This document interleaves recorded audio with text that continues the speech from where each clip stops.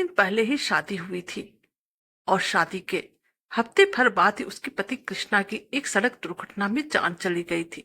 कृष्णा की मौत का दुख पूरे घर में फैला हुआ था, लेकिन फिर भी लोग रूपाली को ही उल्टा सीधा कह रहे थे।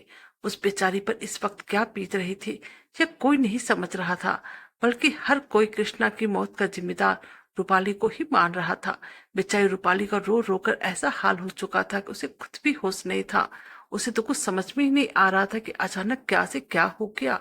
घर की कुछ औरतों ने रूपाली के पास आकर उसके शरीर से एक एक करके सारी सुहाग की निशानियां मिटा दी और कृष्णा की दादी ने रूपाली को अपनी साड़ियों में से एक सफेद रंग की साड़ी लाकर उसे ओढ़ा दी। अभी यह सब कार्यक्रम चल ही रहा था और सभी लोग बैठकर यह तमाशा देख रहे थे।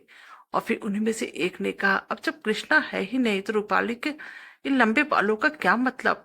ये सुनकर रूपाली की बुआ सास ने कहा, हाँ सही बात है, बाल कटवाने पर कद ये रस्म है तो रूपाली को निभानी ही पड़ेगी।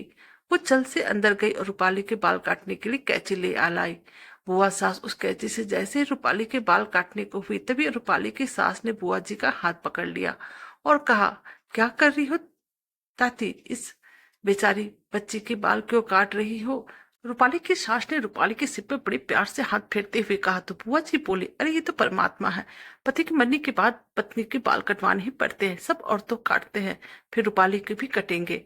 बुआ सास रूपाली के बाल काटने के लिए पूरी तरह से तैयार थी, पर वही रूपाली की सास ने अपनी बहू का दर्द साफ दिख रहा था और फिर वो बोली, नहीं मेरी रूपाली बाल नहीं कटवाएगी।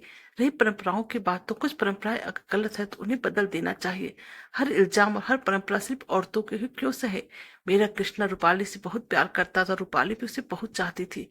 अगर आज कृष्णा जिंदा होता तो वो इसे बिल्कुल बर्दाश्त नहीं करता। मेरे बेटे कृष्णा की मौत एक एक्सीडेंट है, इसमें मेरी बेटी रूपाली की क्या गलती। अगर किसी से भी दोबारा रूपाली के बाल काटने की कोशिश की तो मैं भी अपने बाल काट कर यहीं फेंक दूंगी। रूपाली की सास की बात सुनकर बुआ जी दंग रह गई और हाथ में कैंची छोड़ दी। अपनी सास को अपना साथ देता देख रूपाली की आंखें पहले से ज्यादा भर आई। वो रोते रोते अपनी सास के गले लग गई। उस वक्त रूपाली भले ही पूरी तरह टूटी हुई थी, पर अपनी सास के साथ पाकर उसका मन हल्का हो गया था। कहानी अच्छी लगे तो प्लीज चैनल को लाइक कीजिए, सब्सक्राइब कीजिए और शेयर कीजिए। Thank you.